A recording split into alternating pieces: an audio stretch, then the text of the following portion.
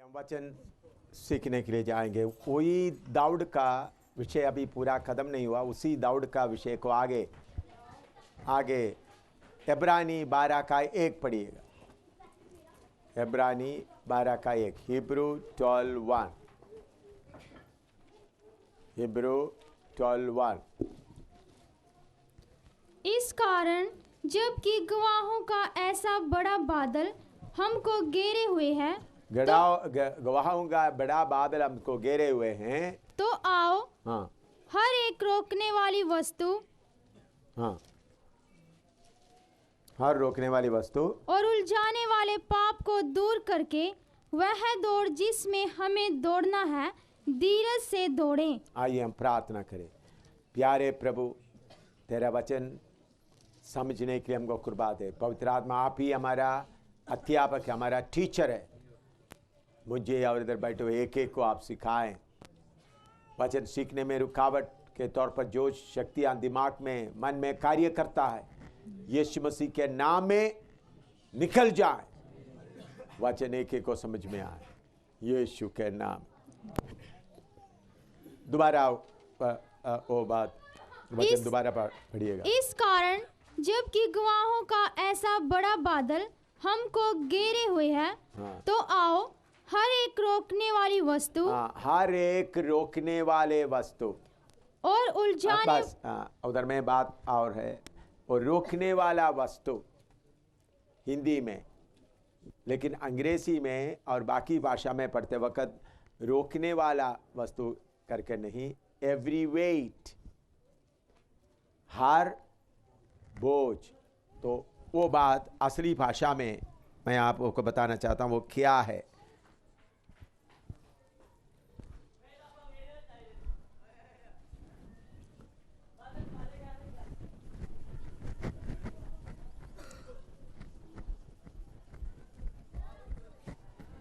असली तर्जुमा में आते समय में आप ऐसा लिख सकता है,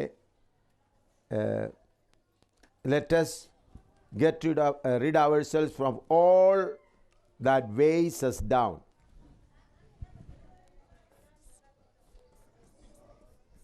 Let us rid ourselves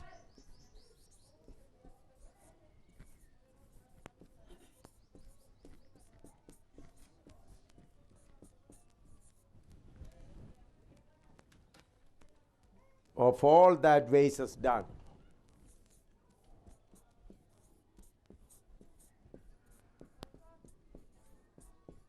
That weighs us down.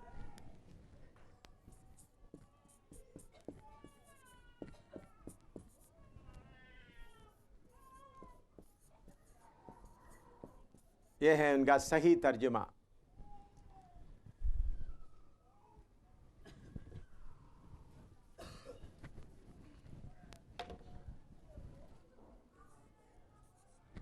Let us rid ourselves of all that weighs us down. इसका मतलब है हमको दौड़ने में भार लगता है। दौड़ते समय एक आदमी के शरीर हल्का होना है, तो जो अगर कोई भार उठाकर चलता है तो क्या होगा, दौड़ते तो उनका दौड़ पूरा नहीं कर सकता। तो हम दौड़ते समय में आने वाला सारे बोझ को जो हमको नीचे दबाता है, उसमें से क्या करो, छुटकारा पाओ, या उन चीजों को छोड़ दो। समझाने के लिए अभी समझ लो, मुझे 100 मीटर दौड़ना है तो मैं बड़ा कपड़ा पहनकर, बड़ा बूट पहनकर दौड़ेगा तो स्पीड नहीं मिलेगा। इसलिए मुझे हल्का कपड़ा पहनना है, दौड़ने वाला शूज पहनना है। तो मैं बड़ा दौड़ में तो 10 किलो बूट पहन कर दौड़ेगा तो मैं दौड़ नहीं सकेगा। तो इसलिए हमारा जीवन में हम आगे दौड़ते समय में हमको नीचे को दबाने वाला सारे बोझ से आजाद होना है। हमको नीचे दबाने वाला सारे बोझ से क्या करना है? आज़ाद होना है। उदाहरण के तौर पर अभी आप प्रभु की सेवा में आगे बढ़ रहा है, आपके माँ बाप के तौर से एक बहुत बड़ा बात आपको लग रहा है। माता पिता के लिए उन्होंने आपको उनके लिए कमा कर खिलाना, उनको कमा कर खिलाना, उनको कमा कर खिलाना है, ये एक बोझ आपके दिमाग में पड़ा हुआ है। उस समय में प्रभु से प्रार्थना करते हुए उस बोझ से जितना आज़ाद हो सकते उतना आज़ाद होना है। ये नहीं माँ बाप को देखना नहीं, माँ बाप को जरूर देखना है, लेकिन वो बोझ आपका दौड़ में आपको क्या नहीं करना। वो बोझ आपके अंदर में रहेगा तो फिर पैसा कमाने के लिए आप पूरा टाइम पर खर्च करेंगे। आप सोचेंगे मुझे जन्म दिया हुआ मेरा माँ बाप को क्या करना है, उनको मैं पूरा टाइम देना है करके बोलते हुए वो तो उस वक़्त वचन 1 कोरिन्थी 7 का वो वचन समझते हुए, या यीशु मसीह जो वचन सिखाता है, जो माँ बाप को मेरे से ज़्यादा प्यार करता है मेरा योग्य नहीं, तो उनका जिम्मेवारी पूरा करना है। लेकिन जो आपको दौड़ने में रुकावट डालता है उनमें से आप अपने आप को क्या करना है, अलग होना है। ये अगर आप उसको पूरा उठाते चलते रहें तो फिर आपका दौड़ आप पूरा नहीं कर सकता। कुछ पत्नी लोग ऐसा है, बोलते मुझे आपके पीछे आने के बाद आपने मुझे क्या दिया, मकान दिया है, बार बार बोलता है तुम्हारे पीछे मैं चलता हूँ, क्या दिया है। ऐसा कुछ बहन लोग पत्नी लोग बोलेंगे क्या दिया है मुझे। ऐसा लोगों के लिए प्रार्थना करते हुए सही जवाब उनको देना है। तो ऐसा बोझ को हम अपने आप को क्या करना है, उतारना है। अगर ऐसा बात आप उतारता नहीं तो फिर दौड़ में क्या होगा, आपका आप दौड़ के लिए आगे जाते, यीशु के लिए आगे दौड़ना करके चिंता आपको बहुत दबा कर रखेगा। ये बात हम एक एक अपने आप जोड़ कर, ये मेरे दौड़ के लिए रुकावट है, इसको मैं क्या करूँगा, अपने आप हटाऊंगा, प्रार्थना करते हुए हटाऊंगा। ऐसा हटाकर दौड़ना है। लिखो, हमारा सारे बोझ उठाने। एशिया ने पद संहिता 55 का 22 पढ़िएगा। Psalm 55:22, पद संहिता 55 का 22। Psalm 55:22।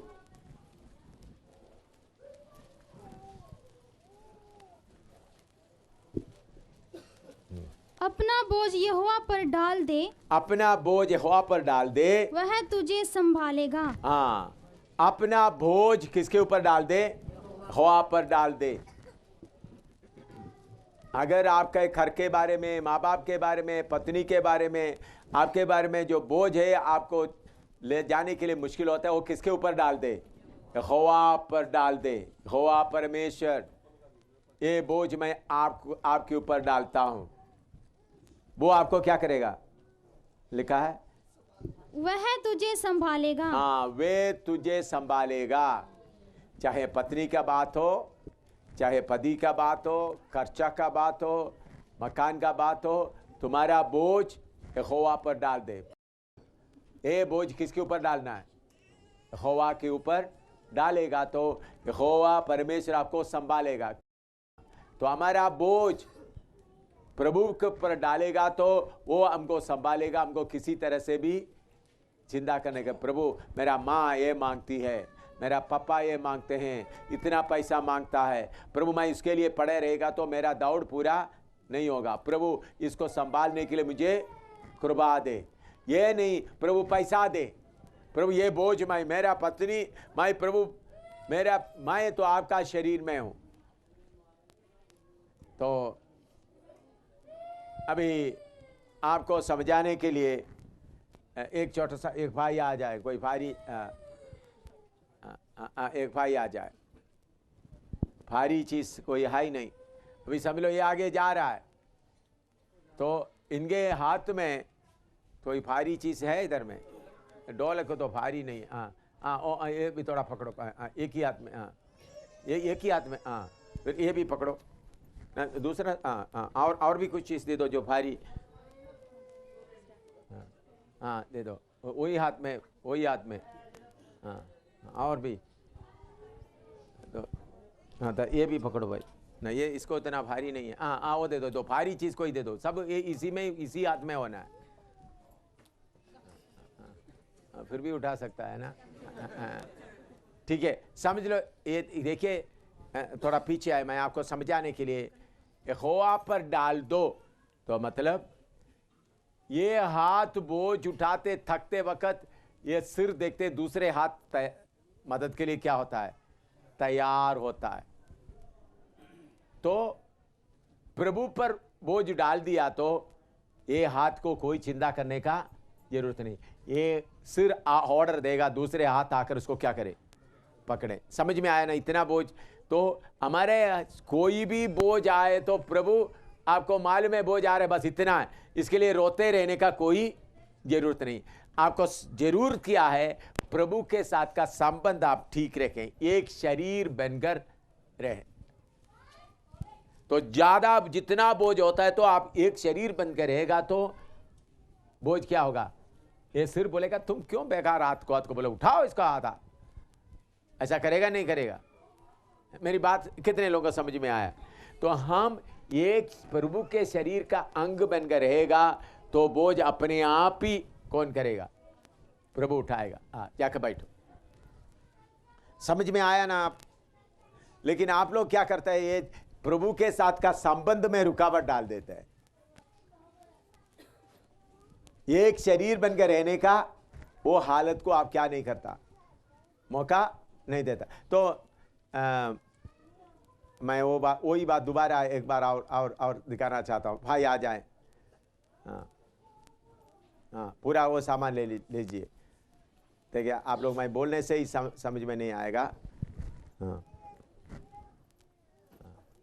3 4, हाँ और कोई, हाँ दूसरे एक भाई भी आ जाए, एक ऐसा पकड़ो, दूसरा कोई एक आ जाए। हाँ श्रीमान जी आप उधर खड़ा हो जाओ। इन्होंने ये बोझ उठा रहे, उनको कोई दर्द हो रहा है? बोलो, ये भाई के ये हाथ में इतना बोझ हो रहा है, ये बोझ उठाने के लिए ये हाथ तैयार हो रहा है अपने आप। ये हाथ को कोई चिंता है? क्यों चिंता नहीं है? क्यों चिंता नहीं है? ये शरीर में जुड़ा हुआ नहीं है, इसलिए कोई चिंता नहीं। अब शरीर में जुड़ा हुआ हो तो आप दूसरा हाथ क्या करेगा? हम शरीर में जुड़ना नहीं चाहता। मेरा बोझ सुन लो, मेरा बोझ सुन लो, मेरा बोझ सुन लो। सुबह शाम क्या करता है? पादरी लोग भी वही बोलते हैं, प्रभु को बोलते रहो बोलते रहो बोलते रहो। मैं क्या बोलता हूं? मैं सीधा उल्टा बोलता हूं, भाई तुम शरीर में संबंध रखो तो अपने आप सिर को मालूम हो जाएगा क्या है। बाकी लोगों का प्रचार और मेरा प्रचार का फर्क आपको मालूम हो रहा है? बाकी लोग शरीर में जुड़ता नहीं है। प्रभु मैं बोझ उठाता हूं, मैं बोझ उठाता हूं, वही ऐसा बोलने का जरूरत नहीं। आप प्रभु के साथ संबंध बना के रखो। ये हाथ को मालूम है इधर में हाथ को बोझ आया है, मालूम है नहीं मालूम है? बोलो। आपने देखा होगा, आप एक बाल्टी पानी पूरा ले जाते वक्त दूसरा हाथ पकड़ने के लिए अपने आप तैयार होता नहीं होता है? बोलो। बाल्टी पानी पूरा रहता था, आप देखे तो दूसरा हाथ अपने आप ही आ रहा है, लेकिन दूसरों का हाथ आ रहा है? दूसरों का हाथ कभी नहीं आ रहा है। हालेलुया। हम क्या करना है? प्रभु के साथ जुड़े रहने में आप सफल रहेगा तो बोझ सब अपने आप क्या होगा, हल्का होगा। ये बात कितने लोगों को समझ में आ रहा है अच्छी तरह? तो बैठिए मेरे प्यारों, मैं ऐसा करता हूं। मेरा पहला कंसर्न, पहला जिम्मेवारी क्या है? मेरे पिता के साथ में मैं क्या करता रहूं? जुड़ा रहूं। आप जोड़ने के लिए आप चिंता नहीं करता, प्रभु मेरा बोझ मेरा बोझ मेरा बोझ मेरा बोझ, चिल्लाते रहो। आपका तकदीर है चिल्लाते रहना। जिन्होंने शरीर में जुड़ा हुआ है उनको कोई चिल्लाने का जरूरत नहीं। हालेलुया। अब थोड़ा सोच के धोकर गहराई से मैं बोलता हूं मेरा बोझ। देखिए मैं तारीफ करने के लिए नहीं बोल रहा हूं। प्रभु का दास भाई प्रमोद सैमुअल और उनका पत्नी रोबीना, मैं प्रभु से मांगा नहीं था, लेकिन प्रभु को मालूम हुआ एम शामिल के ऊपर ऑफिस का और एडमिनिस्ट्रेशन का बहुत बोझ है, उनको सही देना है। एयरफोर्स में ट्रेनिंग करके देहरादून में उनको रखने वाला अपना एक ही बेटा, प्रभु ने बोला जाओ, मैंने बुलाया नहीं, जम्मू में जाकर एम शामिल के साथ सेवा में मदद करो। भाई इन्होंने आने के कारण मुझे क्या है, कहीं सेवा से आने के बाद मैं प्रमोद और रुबीना क्या बात, ठीक है पैसा ले लो, पूरा काम करने के कारण मुझे कितना हल्का हुआ, मेरा बोझ कितना हल्का हुआ, कितना मैं प्रभु के लिए आगे दौड़ सका। तो मेरा बोझ मैं बोलने के बिना कौन देखता रहा, प्रभु ने देखा है। एम शामिल कहीं से जाके आने के बाद उधर में टेलीफोन, उधर में खाना ठीक हो गया, उधर में मकान का किराए का है हो गया, इधर में उनका कपड़ा ठीक हो गया, तो अभी ये सारे प्रोग्राम उन लोग उठा रहा है। वो भी उनका बड़ा सेवा है, प्रभु ने उसके लिए तैयार करके लेके आए। मैं एक ही उदाहरण बताया, इसी मुताबिक एक अभी इधर क्रिश्चियन कॉलोनी में ये चलना है। तो प्रभु का दास क्या कह रहे, विंसेंट पूरा काम क्या कर रहा है अपना मर्जी से, इस बार रिकॉर्डिंग करने का काम। पोंटी कुवैत में रहने वाले डॉक्टर बनने का था, प्रभु ने तैयार करके पूरा काम, उन्होंने वो कार्य पूरा करने का मेरा मन क्या हो गया, हल्का हो गया। शरीर का एक एक, इसी मुताबिक प्रभु एक एक को अपने शरीर में, हमारा शरीर में जोड़ते हैं। प्रभु यह काम किसका है, प्रभु का है, परमेश्वर खुद यह काम कर रहा है। तो हम इसके लिए चिंता करते हुए रहने का जरूरत नहीं है। सेवा का भी हो तो हमारा सारा बोझ किस पर डाल दे, प्रभु के ऊपर डाल दे, तो प्रभु क्या करेगा, आपको संभालेगा। लिखो, ये आपका डेली जीवन में होना है, प्रैक्टिकल। दूसरा पत्रोस 1:4, 2 पीटर चैप्टर 1 वर्स 4, जिनके द्वारा उसने हमें बहुमूल्य और बहुत ही बड़ी प्रतिज्ञाएं दी हैं, ताकि इनके द्वारा तुम उस सड़ाहट से छूटकर जो संसार में बुरी अभिलाषाओं से होती है। हाँ देखिए, संसार की बुरी अभिलाषाओं से होने वाला बोझ भी है। बुरी अभिलाषा का मतलब दुनिया की कोई चीज देखा, उसको पाने का मन आया, आपको उसको लेने का मन, किसी का स्कूटर देखा, किसी का कपड़ा देखा, किसी का कोई चीज देखा, तो वो लेने का मन आया, वो भी आपका क्या बनेगा, बोझ बनेगा, आपको आगे दौड़ने में रुकावट डालने वाला। तो आपके अंदर आने वाला अभिलाषा सब कहां से आया, यह भी आपको देखना है। छोटा सा पेन है, उसके लिए भी आपके अंदर क्या आ सकता है, अभिलाषा आ सकता है। तो सारे अभिलाषा आत्मा के अनुसार में लेके आना, ऐसा आप लेके आएगा तो बोझ से क्या हो जाएंगे आप। जो कोई अभिलाषा आपके अंदर आता है, आप सोचेंगे सिर्फ हम पाप से बच जाते हैं, लेकिन साथ साथ क्या आता है, अभिलाषा आ जाता है। तो मेरा सिर मेरे लिए जो कुछ सोचा है यही मुझे काफी है करके बोचेगा, तो अभिलाषा क्या होगा, अपने आप हट जाएगा। उदाहरण के तौर पर पाव को सॉक्स चाहिए, पाव सोचते सोचते अभिलाषा बनाते हुए रहने का जरूरत नहीं, सिर अपने समय पर सॉक्स खरीद कर देगा। एक एक, तो कभी कभी हमारे अंदर ये शरीर की अभिलाषा आता है। उसके लिए पहला यूहन्ना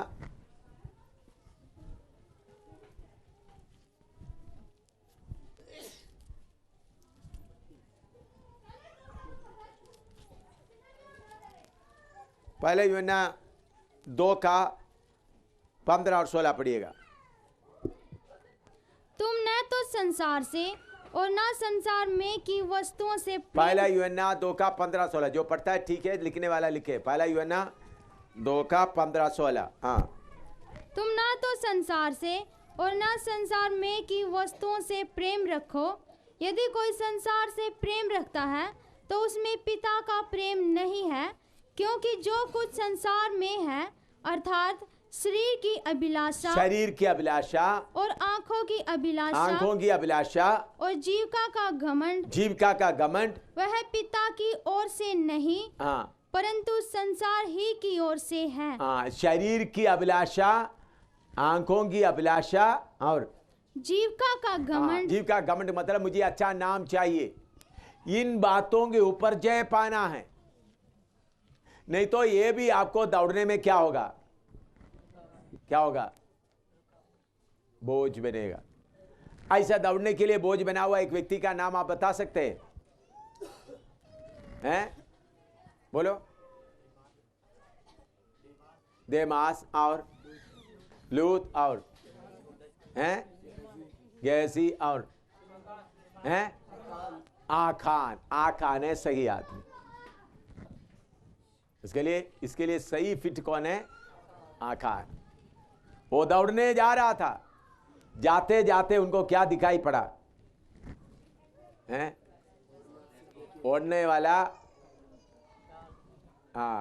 कपड़ा और सोने का और चांदी का एक एक टुकड़ा मिल गया।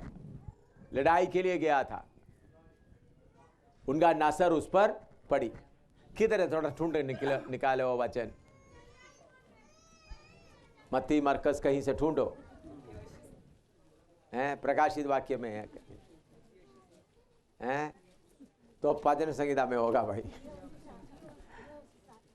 हैं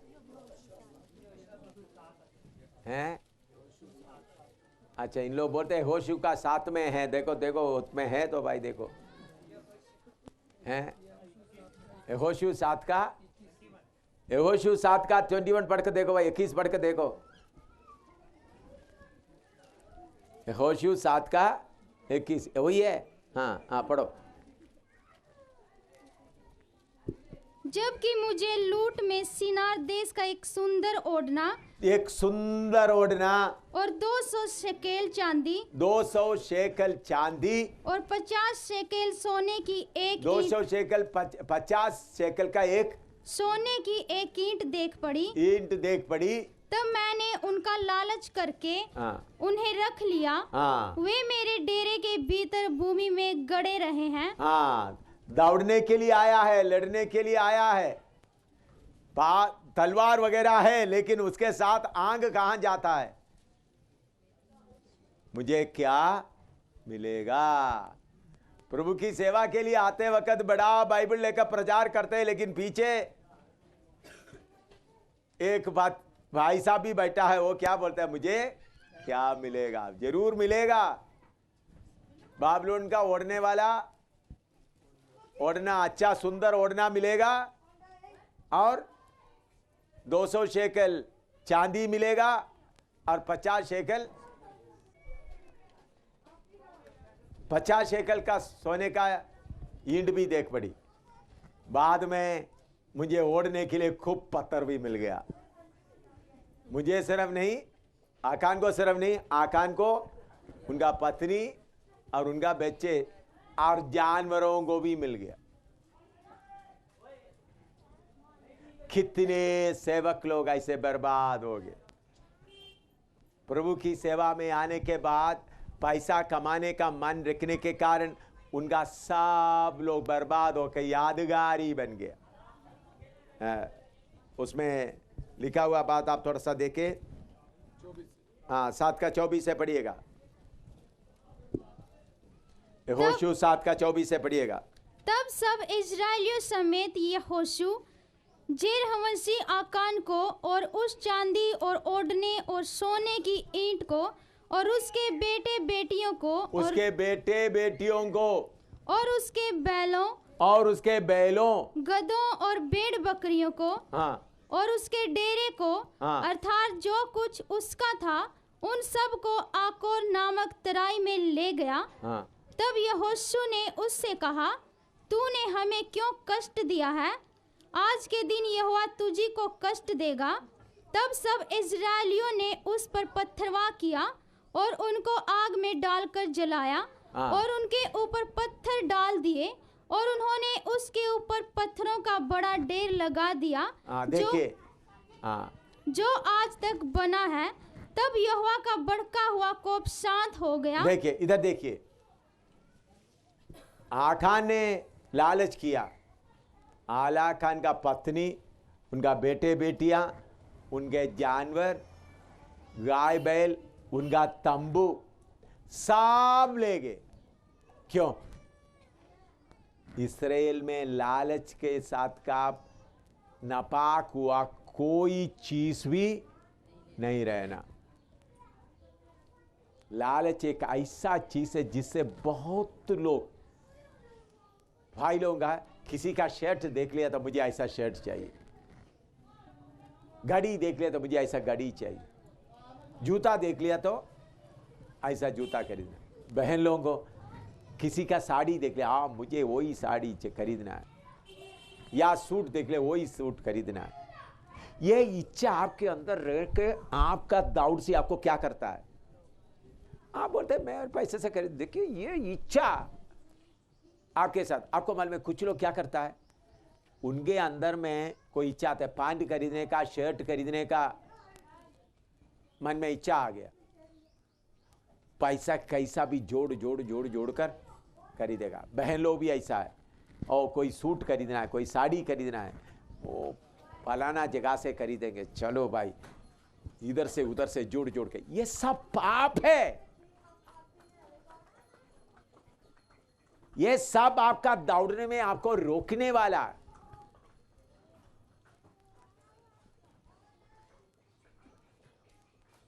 आप दौड़ते समय में आपको इन बातों को चिंता करके रहने का जरूरत नहीं। समय समय पर प्रभु आपको क्या करेगा? देगा। कोई भी चीज का चिंता करते हुए नहीं रहना। भाई लोग क्या करते हैं, कोई जाता है तो बोलेगा चलो भाई तुम दिल्ली में जा रहा है तो दिल्ली से वो जूता उधर मिलता वो लेके आना। इसका मतलब उनका मन किधर लग गया? दिल्ली के जूता में। या बोलेगा दिल्ली में सूट मिलेगा, फलाना मार्केट में सूट है, तो बहन को किधर का मन लगा हुआ है? या उधर में साड़ी मिलता है वो साड़ी ले, या उधर में बर्तन मिलता है वो बाजार में। मेरे प्यारों, ये सब पाप है, गंदगी है। आप सोचते हैं कौन सा गंदगी है? या ऐसा इसलिए प्रभु ने क्या, मूसा ने क्या किया? आखान को, उनका पत्नी को, उनका बच्चों को, सबको जला। इसका मतलब ये नहीं समझ लो देहरादून में कोई स्लीपिंग बैग मिलता है उधर से नहीं लाना, ऐसा नहीं। देहरादून में स्लीपिंग बैग मिलता है, पैसा दे दो उधर से लाओ। ये नहीं आप कोई चीज देहरादून में देखा उसके पीछे आपका मन लग गया वो मुझे लाए, ऐसा नहीं होना। दोनों का फर्क आपको मालूम होता है। अभी एक चीज आपको इधर में नहीं मिलता, दिल्ली में मिलता है तो दिल्ली से लेने में कोई गलती नहीं है। लेकिन आपको दिल्ली में कुछ पैंट का रह गया, कोई साड़ी का रह गया, कोई सूट लग गया, कोई बर्तन लग गया, देखो भाई दिल्ली में फलाना जगह में वो साड़ी है या बर्तन है, लेके आना। ऐसा हमारा मन लगना नहीं। वो लगना आपके अंदर का लालच का निशान है। आपको मालूम नहीं, मुझे जो जरूरत है अभी जो मिलता है ठीक है, नहीं तो आंखों का अभिलाषा का भार आपको दौड़ में आपको क्या करेगा? क्या करेगा? रोकेगा।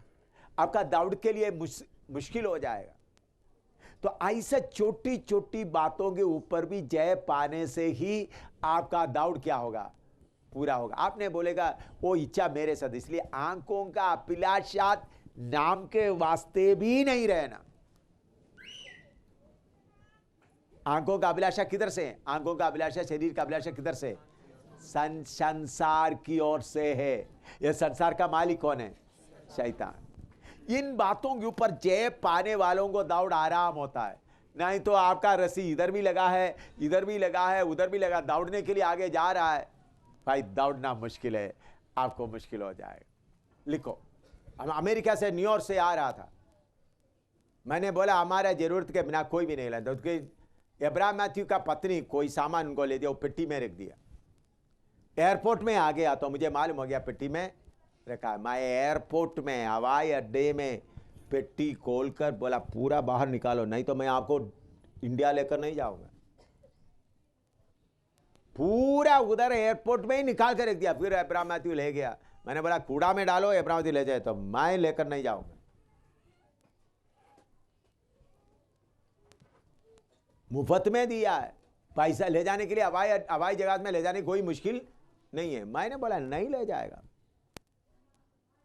ऐसा हम शक्कत रहने से ही आंखों का अभिलाषा से क्या होगा, छुटकारा पाए।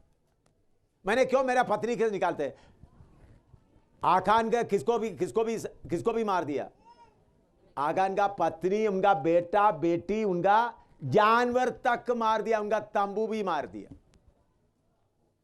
ये लालच एक ऐसा चीज है, एक के पास होगा तो दूसरा दूसरा दूसरा तीसरा चौथा सबको लग जाएगा। मैं इसलिए इसमें बहुत शक्कत हूं, थोड़ा शक्कत नहीं, बहुत शक्कत हूं। आंखों का अभिलाषा लग ना पाए। फिर अमेरिका से जाके आते हुए मैं शक्ति से पूछा क्या क्या लाया, वो मालूम है मैं क्या पूछूंगा, तो सीख लिया। आंखों का अभिलाषा हमको क्या ना करे, हैं, खाने के चीज में, पहनने के चीज में, बाकी में आंखों का अभिलाषा हमको क्या ना करे। तो आंखों के अभिलाषा का अगर आपको दौड़ पूरा करना है तो मैं बोलता हूं सेवकों में से 90% आंखों के अभिलाषा में गिरे हुए लोग हैं, 5% या 6-7% पाप में गिरे हुए। ज्यादा किस में गिरा हुआ है, आंखों का अभिलाषा। ये छोटे चीज, आप सोचेंगे छोटा कपड़ा, भाई एक रूमाल भी हो, एक छोटा सा रूमाल,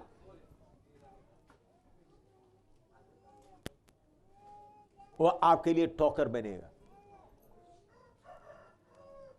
तो दौड़ में जाते वक्त इन चीजों से क्या करना है, पूरा पूरा पूरा पवित्र होना है।